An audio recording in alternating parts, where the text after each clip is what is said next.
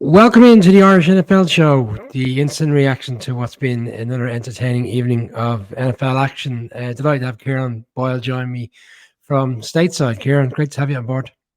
Thanks, Brian. Always good to be on.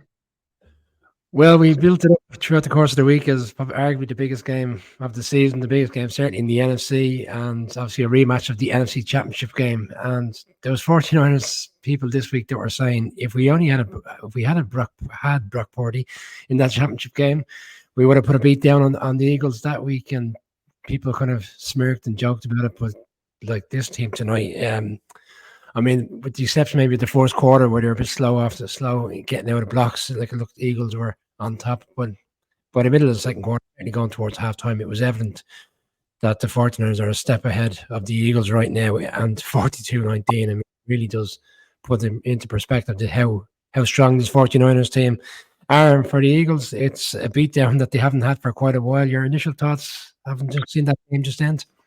Yeah, initial thoughts. I think like you expect it to be a much closer game. I think we're going to see these guys again in late January battling it out. Hopefully in San Francisco and not in Philadelphia in the championship game. Yeah, you're right. At the start, it looked pretty ominous. It looked like the Eagles were just getting into that groove again. The Niners couldn't get much going.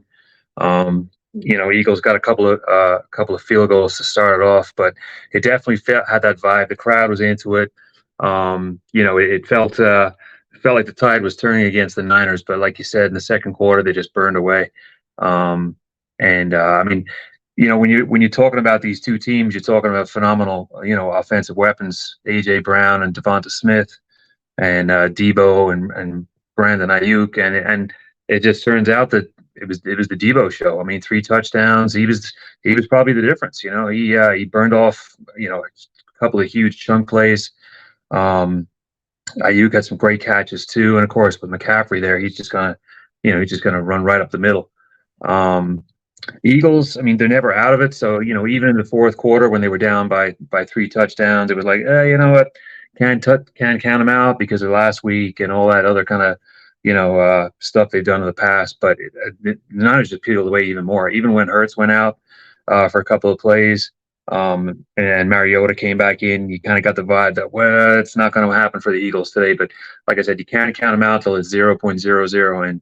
But that was a hugely impressive Niners performance. I mean, they were firing on all cylinders.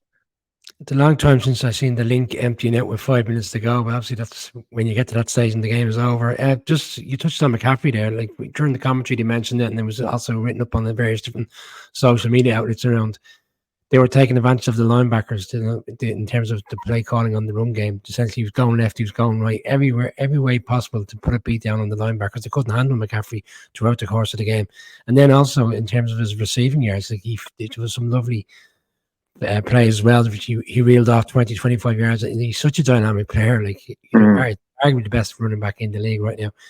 But when he's on his game, it's very hard to stop this offense at all. And Purdy was composed after a rough start. I mean, he was sacked early on, sacked a couple times throughout the game, but he showed his confidence as well in this game.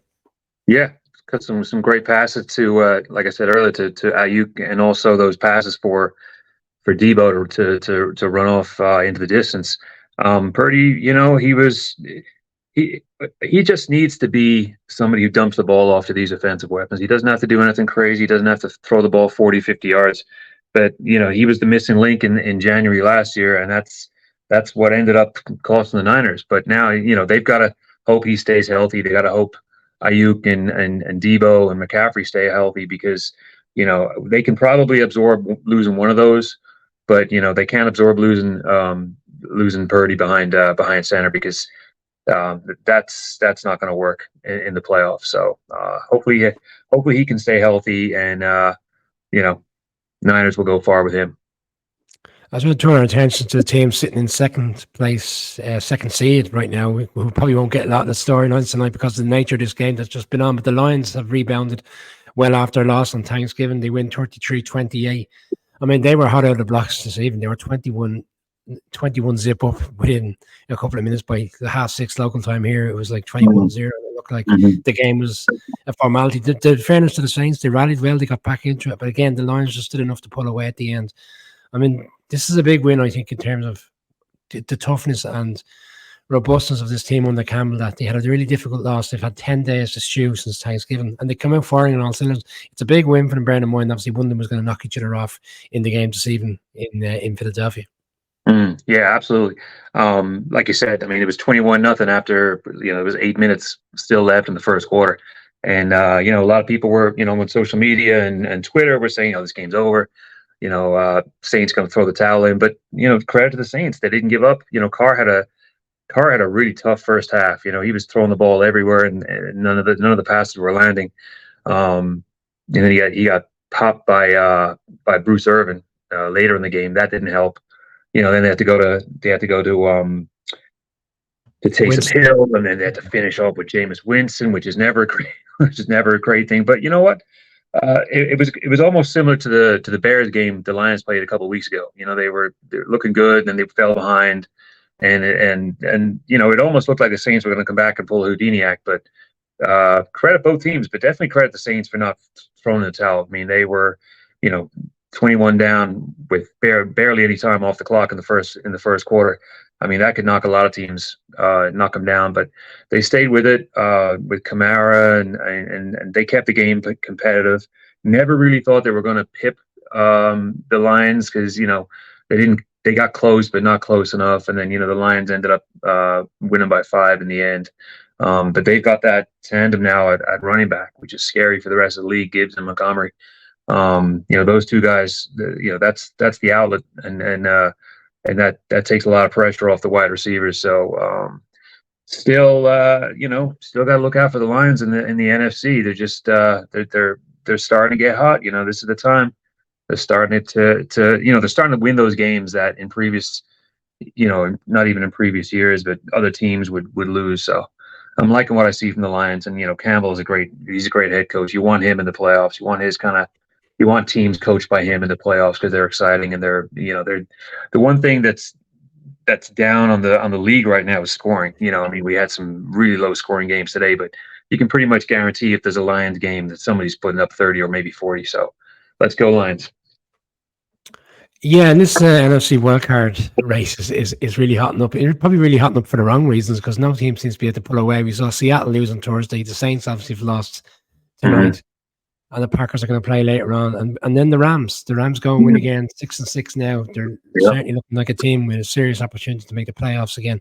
Not a lot was expected of them going into the season. The score probably won't do it to justice and reflection of it because, in fairness, the Browns are well in it right to the end. But the Rams pull it out. Defensively come up big. Flacco surprised me because he was able to play well for large parts, but ultimately when it came down to that critical drive, Flacco implodes with the interception. Your thoughts on Sean McVay, because last year people were suggesting he might walk away from him, but he looks like a coach who really wants to make a point to people. Yeah, I mean 6-6, they got a great chance. I mean, there's nobody's running away with any wild card spots. I mean, Dallas has got that one locked up, but there's still two that are wide open. Rams look really good. Stafford was very solid. Threw 3 touchdowns. Puka Nacua, anytime he's out there, that's 100 yards and at least a touchdown, maybe more. And they got Kyren Williams. That's a solid running back who's getting hot at the right time. On top of that, you get Higbee, who did go out injured, but they've got, and even Kupp is back. Kupp got a touchdown late in the game, but they have a lot of weapons, and they still have 99 back there making plays on defense. So they've got as good a chance as anybody to start breaking away in the wild card race. Flacco surprised me. I thought it was going to be ugly, but he said he kept them in it until that last that kind of not lame duck, but that Diane Swan throw that was picked off. That was just, I don't know what he was thinking there. That was way too far to die to death at the end. But other, he can't really carry the blame for that defeat. He kept them in it for a good chunk of that game, and he did more than I'm sure the Browns coaching staff thought he would do. Someone who's been out of the game for a good chunk of time, and he's 38. Practice squad from one practice squad to another. He was good. He threw a couple of touchdowns, and I mean, all you can do is ask a quarterback like that to keep you in the game and make it competitive, and he did as much as he could. But the Rams kind of class and their overall talent shone through in the end. And losing not Cooper Cup, Amari Cooper really Murray did well. Cooper. Yeah. That's another. I mean, he got knocked out last week too. I mean, they I don't know, they may have to sit him down next week too, because that was a huge hit he took today. So Rams doing enough. That's a good win for them, and they're back in the chase with a whole bunch of other 6-6 teams. I mean, that puts the Browns with 5 defeats, and they're still very much in the mix. And next week they play the Jags. 7-5 now, yeah, 7-5. They've got the Jags next week, and then they got the Bears the following week. I mean, their home form is essentially what's carried them for large parts of the season. It'd be interesting to see if they can get over the line again. And maybe Flacco at home with the crowd behind him will do enough to get over the line. Big game against the Jags next week. Just going to turn to the AFC, because obviously the Ravens are on a bye week. The Chiefs are going to play shortly on Sunday Night Football. And the Dolphins come out today, and we're talking about teams hitting the ground, running early, and essentially building up a score. I mean, the Dolphins, it's like as if the Dolphins recognize this is one of the greatest opportunities they'll ever have to be the number 1 seed potentially in the AFC. The division looks like it's sewn up. They come out, and I never had any thoughts and doubts around the game itself, but the nature of how dominant they were so early. I mean, this team looks like when they get going, they're a serious juggernaut. Yeah, I mean, they're almost like, I mean, I don't want to equate them to the Niners, but they have talent that's on a similar level. I mean, the game was never competitive. It was just a matter of how many points are Miami going to score. The 2 early touchdowns from Tua to Tyreek. I mean, it's, I remember the second touchdown Tyreek got, you could see him at the bottom of the screen just peeling off, and you're like, oh, Tua's definitely throwing to him. And it's automatic. But as the Dolphins go, I mean, they Tyreek, as they go, Tyreek's going to go. I mean, it's his team. That's why he left the Chiefs. He wanted to be the big deal. He wanted to be the big star on the team, and he's carrying them right now. He's just phenomenal. I mean, when he gets the ball, in movements, and nobody's stopping him. And when you add people like Mostert, and then Shane came back to, Waddle didn't do a lot, but he didn't need to. I mean, it's a really strong team. The only question I would have with Miami is when they hit the cold weather games in January in the playoffs, when they have to go to Baltimore, or if they got to go to maybe Cleveland. Those cold weather games, that might be tough for Tua to really burn it up in a muddy field or a snowy field, or if it's a sub-zero kind of game. I don't know how that running or that passing game is going to work. But right now, I mean, they're just lighting it up. He's in the MVP race. Tua is too. And they have McDaniel, who is just, everything he touches is golden. Very, very impressive win, even if it was against Washington. So, yeah, Dolphins keep on rolling. Great team. I think that's why it's so critical that they get that number 1 seed potentially in the playoffs, or if not the 2 seed, at least to be certainly playing 2 games at home come playoff time. The last 3 games are Baltimore, Dallas, and Buffalo. Not necessarily in that order, but like 3 really difficult games. So like ultimately, it's going to come down to those 3 games, and that's what you want. Those meaningful games late December when everything's on the line. Just going to stick with the AFC, because some dramatic endings in the 6 o'clock window Irish time, which resulted in a loss for the Broncos, having been on a hot streak. The streak is now over. They lost to the Texans. You've got the Colts beating the Titans in overtime to remain in the playoff race. So we'll start with the Broncos, because they just never seem to get going. Like, they got going in the second half. They got back into the game. It was the huge Cortland Sutton touchdown. Obviously had the opportunity to win the game at the end and couldn't put it away. Russell Wilson intercepted 3 times, twice by Derek Stingley, who's starting to really come on in terms of the player that we all thought he was when he was drafted. This Texans team surprised me in a way, because I thought the teams were changing, but they come out early, they get up a lead, and they managed to get over the line. D'Amico Ryans did a fantastic job. Do you think this is one in the end that the Broncos will look at and say, we really had that opportunity, we should have got over the line, or was it more the case that the Texans let them hang around?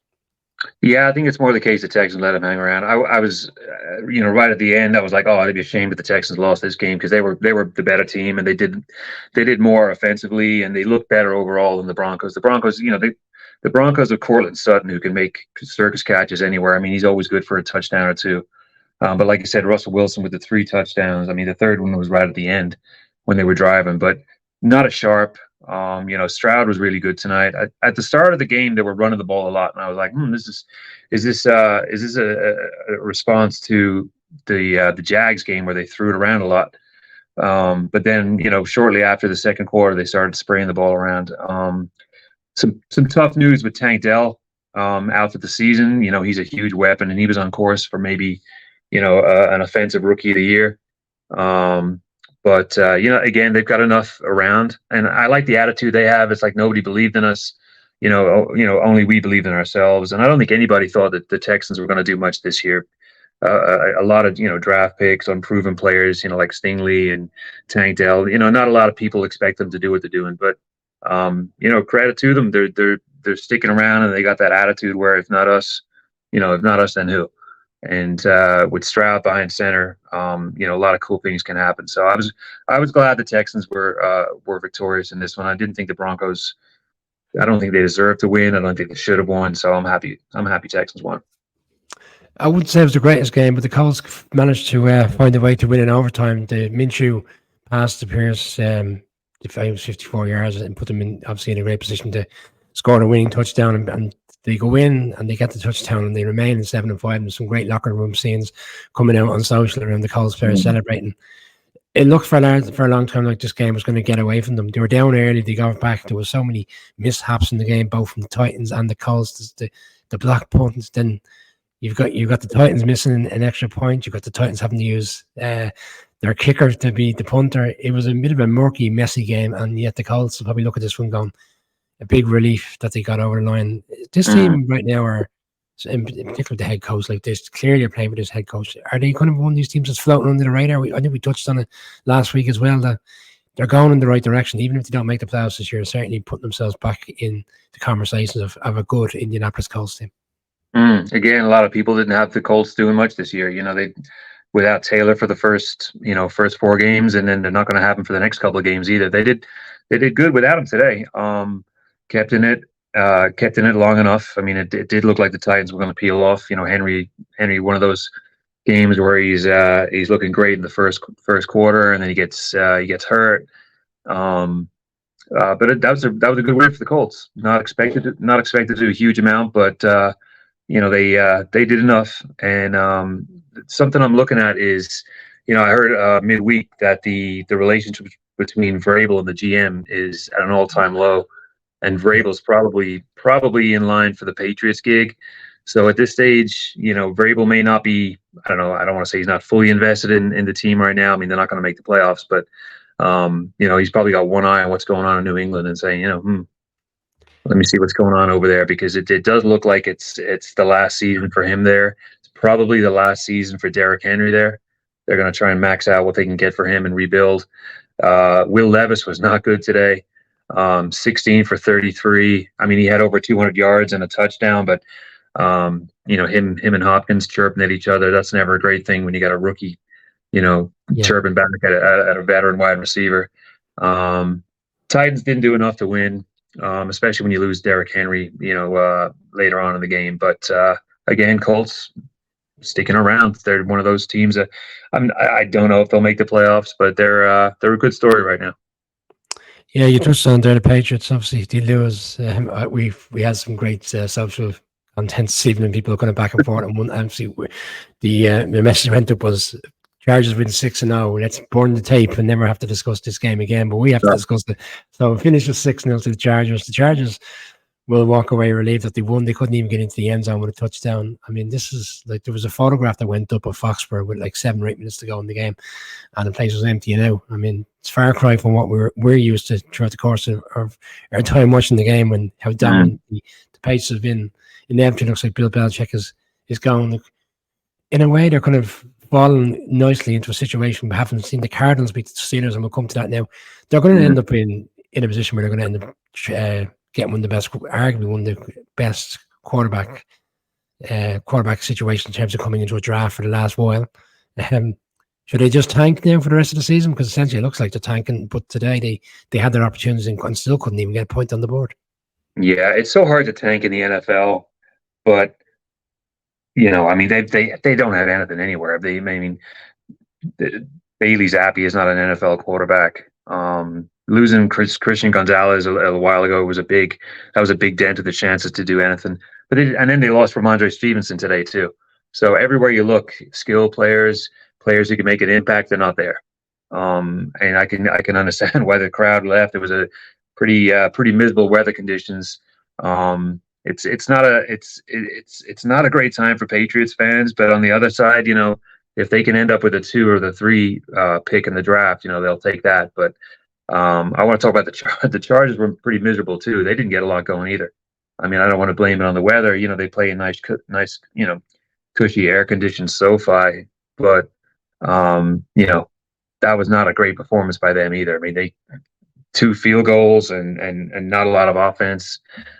Just a horrible game overall. There's nothing, kind of similar to the Giants Patriots game last week. Not a lot to write home about, but I would almost be more disappointed in the Chargers today than the Patriots. I mean, we all knew the Patriots were pretty wretched, but the Chargers did. I mean, that was as bad, and it didn't do anything for Staley trying to keep his job. Yeah, and they play the Broncos next week, so you have a 5-7 going against a 6-6 team, and it's an interesting AFC West match, bearing in mind where the Broncos are at in terms of trying to keep tabs with the other teams and getting into the playoffs. We're going to close out with we didn't mention earlier when we were talking about the NFC, in which the Bucs took care of. Well, I'd say they took care of business, but it wasn't the best of games. They just about got over the line with a 3-point win against the Panthers.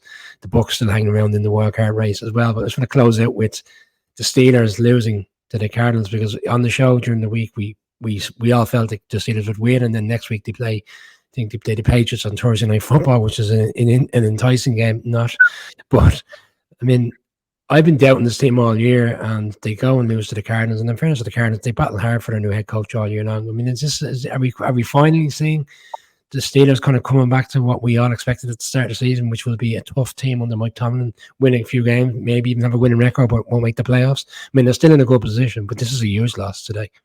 Yeah, that's a bad loss at home. I mean, it was a very disjointed game with those weather delays. I'm sure that didn't help them either. But and losing Pickett, that when he dove for the goal line and got smacked in the head, that was a big loss for them to take. Because Trubisky is not exactly. I mean, Pickett's not been great, but they had that bounce back last week when they got rid of Canada. But Trubisky cannot bring this offense around. Not a lot happened today. I mean, nobody really did anything. Pickens had some good catches, but again, the inability to get into the end zone and be a threat in the red zone has been it's been a real Achilles heel for the Steelers all year. They've limped by and got some scraped some wins together. But if Pickett is out for any length of time, and if he's out for 2 or 3 weeks, I'm not sure what the status is, but Trubisky cannot direct this offense. Cardinals came out ahead on fire today. I mean, McBride at tight end was really good today. I think that bump last week from getting rid of Canada was a flash in the pan, and Steelers definitely reverted back to type today. They may be on the other end of those kind of narrow. Instead of those narrow wins they had earlier in the season, they may be on the end of some narrow defeats. Saying that, they'll probably put pay to the Patriots on Thursday Night Football. That may end up 9-6 or 12-9. Not hugely excited about watching that one, but not impressed with the Steelers at all today. I definitely think the weather delay didn't help.